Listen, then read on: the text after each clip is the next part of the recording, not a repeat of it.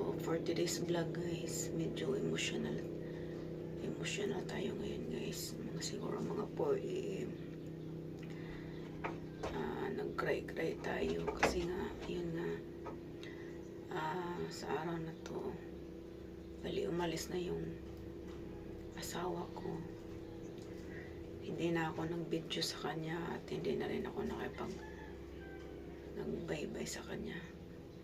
Pero pag alis niya, umiyak ako kasi nga sa haba ng panahon, lagi na lang akong umiiyak. So yun, ito yung last day ng pagsasama namin guys. Umalis na siya. So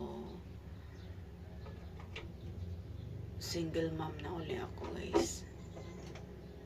Solo na uli ako. So laban lang tayo guys. Ayoko umiyak. Laban lang tayo. Kaya ko to.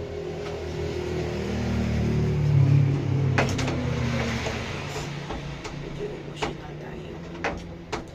Sige, laban lang.